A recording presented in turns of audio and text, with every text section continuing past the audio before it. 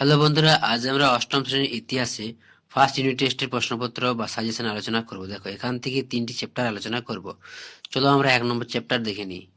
দেখো, ইতিহাসের ধারণা প্রথম চ্যাপ্টার থেকে। এখান থেকে কিন্তু কিছু কিছু শর্ট কোশ্চেন হয়। দেখো, এখান থেকে কি কি শর্ট কোশ্চেন হয় দেখে নাও। এখান থেকে দেখার জন্য এখানে দেওয়া আছে, দেখো এখানে স্টার দেওয়া আছে রাজাবলি। রাজাবলি বইটি কার লেখা? এটা কিন্তু খুবই পরীক্ষায় আসে। মৃত্যুঞ্জয় বিদ্যালঙ্কারের লেখা রাজাবলি কত সালে লেখা হয়েছিল? 1808 সালে। এখান থেকে কিন্তু এই প্রশ্নটি খুবই গুরুত্বপূর্ণ। দেখো, 2টো স্টার দেওয়া আছে। প্রথম চ্যাপ্টার থেকে এখানে এই প্রশ্নটি আসার সম্ভাবনা সবচেয়ে বেশি। তারপর দেখো নিচে আর একটি প্রশ্ন আরো আছে। যেমন দেখো, এখান থেকে এই প্রশ্নটি, the history of British India.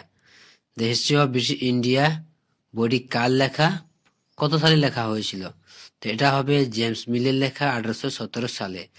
আবার এখানে অনেক সময় পড়েছে জেমস মিল ভারতীয় ইতিহাসকে কটি ভাগে ভাগ করেছে। দেখো, এটা জেমস মিলের লেখা। দেখো স্টার দেওয়া আছে, এখান থেকে পড়তে পারে। এটি শর্ট কোশ্চেন যে জেমস মিল কয় ভাগে ভাগ করেছে? 3 ভাগে। দেখো এখানে 3 ভাগে লেখা আছে, হিন্দু যুগ, মুসলিম যুগ আর ব্রিটিশ যুগ। এরপর পরের পেজে দেখো, এখান থেকে ঔরঙ্গজেব কত সালে মারা যান? দেখো, এটা শর্ট কোশ্চেন আকারে পড়ে। ঔরঙ্গজেব কত সালে মারা গেছে? 1707 খ্রিস্টাব্দে। আরেকটা দেওয়া আছে পলাশির যুদ্ধ। পলাশির যুদ্ধ কত সালে হয়েছিল? এই শর্ট কোশ্চেনগুলো কিন্তু খুবই গুরুত্বপূর্ণ পরীক্ষার জন্য। তো প্রতিটি প্রশ্ন ভালোভাবে পড়বে, একটা প্রশ্ন কিন্তু ছেড়ে যাওয়া চলবে না। এটা দেখো 57 খ্রিস্টাব্দে, এটা হচ্ছে পলাশির যুদ্ধ।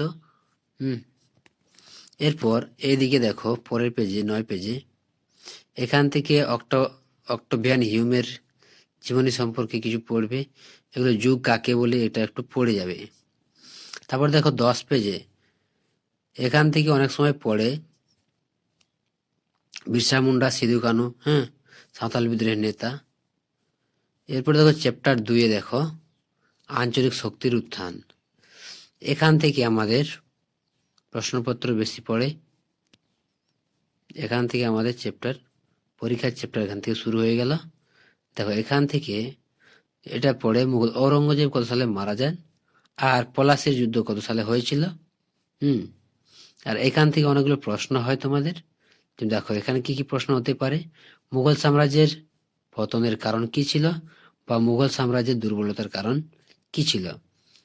এই দুটো কিন্তু এখান থেকে পড়লে এই উত্তরগুলো পেয়ে যাবে। তাই কিন্তু টেক্সট বুক ভালোভাবে খুঁটিনাটি করে পড়বে, তার মধ্যে স্টার দেওয়াগুলো বেশি করে পড়বে।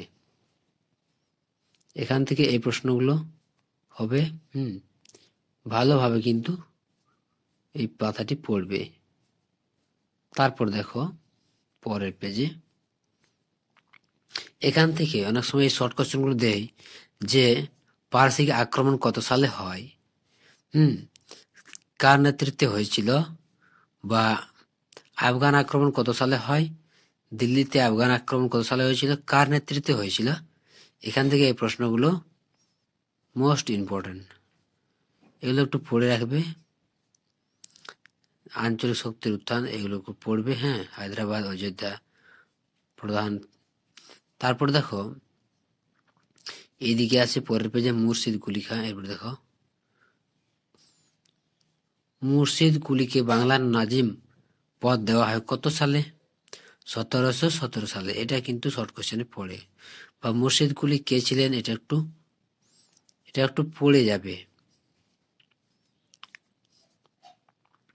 জগৎ সেট কি, বা জগৎ সেট কাকে বলে? এটা কিন্তু খুবই গুরুত্বপূর্ণ প্রশ্ন। জগৎ সেট কাকে বলে? 1 নাম্বার পড়লে এটা লিখবে নিচে। এরপরে দেখো মুর্শিদ কুলি খাঁ কত সালে মারা যান। এটা কিন্তু অনেক সময় শর্ট কোশ্চেন আকারে পড়ে যায়। তারপর দেওয়া আছে বাংলায় বর্গীহানা, এটা হালকা পড়ে যাবে। তারপর দেখো এটা হায়দ্রাবাদ রাজ্যটি কবে প্রতিষ্ঠিত হয়, কার দ্বারা আত্মপ্রকাশ করে, কত সালে আত্মপ্রকাশ হয়। এটা কিন্তু খুবই গুরুত্বপূর্ণ প্রশ্ন। এবার দেখো অযোধ্যা আঞ্চলিক শক্তির উত্থান। কত সালে ওই যুদ্ধ গড়ে উঠেছিল। তারপর দেখো দেওয়া আছে বক্সার যুদ্ধ কত সালে হয়েছিল। এটা কিন্তু গুরুত্বপূর্ণ কোশ্চেন, বক্সার যুদ্ধ আর পলাশির যুদ্ধ কত সালে হয়েছিল। ফারুক সিয়ারের ফরমান লাভ, ভেরি ভেরি ইম্পর্টেন্ট। ফারুক সিয়ারের ফরমান লাভ, এটা কিন্তু 2 থেকে 3 নম্বর কোশ্চেনের মধ্যে পড়ে। ফারুক সিয়ারের ফরমান সম্পর্কে লেখো, বা এখানে তোমাদের ফলাফল পড়তে পারে ফারুক সিয়ারের ফরমান লাভের ফলাফল কি ছিল।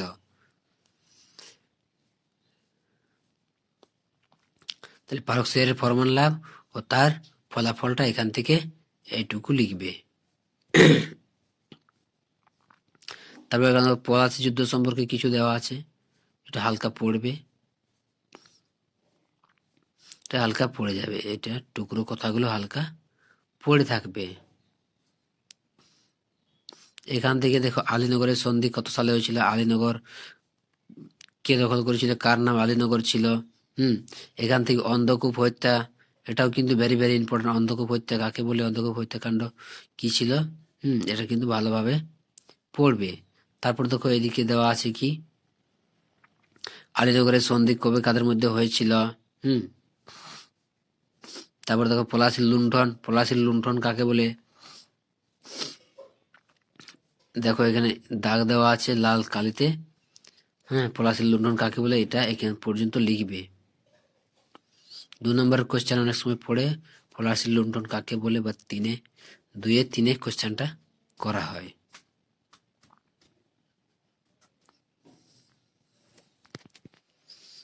এরপর আমরা দেখো চলে যাই দেওয়ানি লাভ। দেখো এখানে এলাহাবাদ চুক্তি, এগুলো একটু দেখে যাবে। ভালো রেজাল্ট করতে গেলে কিন্তু পুরো বই ভালোভাবে খুঁটিনাটি পড়তে হবে, তাহলে রেজাল্ট খুবই ভালো হবে। এবার দেখো এখানে বক্সারের যুদ্ধ, আর দেওয়ানি লাভ কত সালে হয়েছিল, বক্সারের যুদ্ধ কত সালে হয়েছিল, এগুলা কিন্তু শর্ট কোশ্চেনের আকারে শর্টে পড়ে, এগুলো অবশ্যই করতে হবে। দ্বৈত শাসন ব্যবস্থা, দেখো এদিকে দেওয়া আছে দ্বৈত শাসন ব্যবস্থা কাকে বলে, এটা কিন্তু ভেরি ভেরি ইম্পর্টেন্ট। অনেকগুলো স্টার দেওয়া আছে, দেখো এটা কিন্তু দ্বৈত শাসন ব্যবস্থা কাকে বলে 2-3 নম্বর প্রশ্ন পড়ে। এবার এখানে দেখো 76-এর মর্মান্তর কাকে বলে। তারপর দেখো পরের পেজে এখানে দেওয়া আছে অধীনতামূলক মিত্রতা নীতি কে চালু করেছিল। আর এখানে দেওয়া আছে লর্ড ডালহৌসির সপ্ত বিপ্লব নীতি কে চালু করেছিল, লর্ড ডালহৌসি। এগুলো কিন্তু শর্ট কোশ্চেনে পড়ে।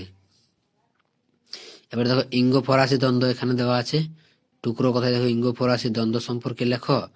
আর নিচে দেওয়া আছে তোমাদের, দেখো এখানে দেওয়া আছে ইঙ্গ মহীশূর, মহীশূর যুদ্ধ। এরপর পরে দেখো 30 পেজে এখান থেকে অনেকগুলো কোশ্চেন আছে, শর্ট কোশ্চেন। সর্বায় সন্ধি, বেসিনের সন্ধি, ইঙ্গ তৃতীয় ইঙ্গ মারাঠা যুদ্ধ, এগুলো কিন্তু শর্ট কোশ্চেন ভালোভাবে পড়বে, খুঁটে খুঁটে পড়বে। দেখো এরপর দেখো লাহোর চুক্তি, এখানে দেখো লাহোর চুক্তি, এখানে হচ্ছে মহাবিদ্রোহ সম্পর্কে কিছু লেখো, যা জানো লেখো। এটা লিখবে। লাহোর চুক্তি কত সালে হয়েছিল, এটাও কিন্তু গুরুত্বপূর্ণ কোশ্চেন। তারপর দেখো এখান থেকে শর্ট কোশ্চেন গুলো সলভ করবে। 1-এর দাগে শর্ট কোশ্চেন গুলো, যেমন 2-এর দাগে শর্ট কোশ্চেন গুলো, 3-এর গুলো যেগুলো স্টার দেওয়া আছে সেগুলো কিন্তু ভেরি ভেরি ইম্পর্টেন্ট। এরপর দেখো পরে 34 পৃষ্ঠাতে দেখো অধীনতামূলক মিত্রতা নীতি সপ্ত বিপ্লব নীতির মধ্যে ব্যাখ্যা করো, তুলনা করো। তারপর দেখো অধ্যায় 3-এ এখান থেকে অনেকগুলো শর্ট কোশ্চেন হয়, যেমন দেখো ব্রিটিশ প্রেসিডেন্ট ব্যবস্থা গড়ে উঠেছিল। এইগুলো এই প্রশ্নগুলো এগুলো কিন্তু ভালোভাবে একটু পড়ে যাবে, দেখে যাবে। তো ব্রিটিশ দেখো এখান থেকে এই পেজটা কিন্তু গোটাটাই ভালোভাবে পড়বে। বাংলা বিহার উড়িষ্যায় প্রেসিডেন্সি, ফোর্ট উইলিয়াম কলেজ। এবার দেখো এখান থেকে অনেকগুলো দেওয়া আছে কি, রেগুলেটিং অ্যাক্ট, দেখো ব্রিটিশ ভারত শাসন আইন কবে, এখান থেকে এই দুটি ভালোভাবে পড়বে। রেগুলেটিং অ্যাক্ট কি বা কাকে বলে, রেগুলেটিং অ্যাক্ট কবে চালু হয়, আর এখান থেকে ব্রিটিশ ভারত শাসন আইন এইখানে দুটি প্রশ্ন কিন্তু খুবই গুরুত্বপূর্ণ বটে, এটা কিন্তু ভালোভাবে পড়বে। এটা ভালোভাবে পড়লে দুটি প্রশ্নের উত্তর পেয়ে যাবে। এরপর দেখো এখানে দেওয়া আছে দ্বৈত শাসন ব্যবস্থা। এরপর দেখো এখানে অনেক সময় পড়ে ওয়ারেন হেস্টিংস ও কর্নওয়ালিসের সংস্কারগুলি আলোচনা করো। তো এটা কিন্তু অনেক সময় পরীক্ষায় দিয়ে দেয়, তো এটাও কিন্তু ভালোভাবে পড়ে রাখবে। তারপর এখান থেকে শর্ট কোশ্চেন অনেকগুলো পড়ে। সুপ্রিম কোর্টের প্রধান বিচারপতি কে ছিল, কত সালে হয়েছিল, তারপর সুপ্রিম কোর্ট কবে গঠিত হয়। এই চকটা কিন্তু টুকরো কথাটা কিন্তু একটু ভালোভাবে চোখ বুলিয়ে নেবে, তাহলে তোমাদের খুবই উপকার হবে, কেননা এখান থেকে অনেক সময় দু একটা শর্ট কোশ্চেন পাওয়া যাবে। রেগুলেটিং অ্যাক্ট দেওয়া আছে, দেখো কলকাতা ইম্পিরিয়াল কোর্ট তৈরি, প্রধান বিচারপতি, এখান থেকে সুপ্রিম কোর্ট কোথায় তৈরি হয়েছিল, এগুলো কিন্তু পরীক্ষার জন্য খুবই গুরুত্বপূর্ণ প্রশ্ন। আর প্রতিটি বই বলেছি যে পুরো চ্যাপ্টার কিন্তু ধরে ধরে পড়তে হবে। তো যদি ভালো রেজাল্ট করতে হয় তাহলে প্রতিটি চ্যাপ্টার ভালোভাবে খুঁটিনাটি পড়তে হবে। এখান থেকে এগুলো পড়বে। তারপর দেখো 40 পেজে এখান থেকে অনেক সময় আসে পুলিশি ব্যবস্থা। 2-3 নম্বর অনেক সময় দেওয়া হয়। কবে পুলিশি ব্যবস্থা চালু হয়েছিল, এখান থেকে এগুলো হালকা পড়ে যাবে।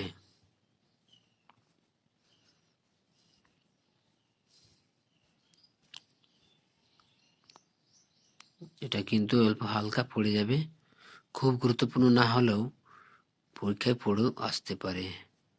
এরপর দেখো এখান থেকেও সেনাবাহিনী সিপাহীদের সামরিক জাতি সম্পর্কে, এখান থেকে আমলাতন্ত্রের মধ্যে এখানে নিচে দেওয়া আছে ফোর্ট উইলিয়াম কলেজ, এটা কিন্তু খুবই গুরুত্বপূর্ণ। ফোর্ট উইলিয়াম কলেজ কবে প্রতিষ্ঠিত হয়, এটা কিন্তু ভিভিআই শর্ট কোশ্চেনে বেশিরভাগই পরীক্ষায় পড়ার চান্স আছে। ফোর্ট উইলিয়াম কলেজ কবে গঠিত হয়। এখান থেকে Asiatic society, Kolkata Asiatic society কবে প্রতিষ্ঠিত হয়। বেনারস সংস্কৃত কলেজ কে প্রতিষ্ঠা করেন, কত সালে প্রতিষ্ঠা করেন, এটিও কিন্তু মোস্ট ইম্পর্টেন্ট কোশ্চেন। তারপর দেখো ব্যাপটিস্ট মিশনটা অনেক সময় শর্ট কোশ্চেনে আসে বা কম পড়ে।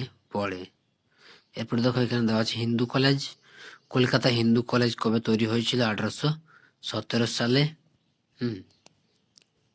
এটা কিন্তু ইম্পর্টেন্ট। তারপর দেখো পরে এখান থেকে 46 পাতা দেখো ম্যাকলে মিনিটস কি বা ম্যাকলের প্রতিবেদন কি, এটা কিন্তু 2 নম্বর কোশ্চেনে পড়ে। এগুলো কিন্তু ভালোভাবে পড়বে, এখান থেকে পড়ে। তারপর দেখো উডের প্রতিবেদন, এটাও কিন্তু খুবই গুরুত্বপূর্ণ। উডের প্রতিবেদন, ম্যাকলে মিনিটস, ভালোভাবে এগুলো কিন্তু পড়ে তৈরি করবে। এখান থেকে এরপর দেখো এখানে দেওয়া আছে জমি জরিপ থেকে, এখান থেকে অনেক সময় প্রশ্ন দেয়। জমি জরিপ কার আমলে শুরু হয়েছিল, নদীপথগুলি জরিপ কে করেছিলেন, কত সালে করেছিলেন। এখান থেকে কিন্তু এরকম ভাবে প্রশ্ন পড়ে। তারপর বক্সার যুদ্ধ, বোর্ড অফ রেভিনিউ, এটা কিন্তু ভালোভাবে এখান থেকে পড়বে। আগে বলছি যে ভালোভাবে কিন্তু বইটা খুঁটিনাটি পড়তে হবে। এখান থেকে দেখো ইজারদার ব্যবস্থা কাকে বলে বা পাঁচশালা বন্দোবস্ত কি বা কাকে বলে, এটা কিন্তু পরীক্ষার জন্য খুবই গুরুত্বপূর্ণ আছে। এটাকেও কিন্তু দেখো অনেক 5 স্টার দেওয়া আছে, এটা কিন্তু ভিভিআই দিয়ে রাখো, ভিভিআই পাঁচশালা বন্দোবস্তটা। তারপর দেখো 10 সালা বন্দোবস্ত কবে চালু হয়, কে চালু করেছিল, চিরস্থায়ী বন্দোবস্ত কবে চালু হয়, 10 সালা বন্দোবস্ত চালু কে করেছিল, কত সালে হয়েছিল। তারপর এখান থেকে চলে আসবো আমরা কি, দেখো প্রশ্ন এখানে একের গুলো শর্ট কোশ্চেন গুলো, 2 এর শর্ট কোশ্চেন গুলো, এগুলো সবগুলো করবে। 3-এর শর্ট কোশ্চেন গুলো, 4 দিকের বড় কোশ্চেন গুলো দেখো, যেগুলো স্টার দেওয়া আছে সেগুলো তো অবশ্যই করবে, আর যেগুলো দাগ দেওয়া আছে সেগুলো করবে। ইজারা ব্যবস্থা চালু করা কবে হয়। তো বন্ধুরা, এই ছিল অষ্টম শ্রেণীর ইতিহাসের ফার্স্ট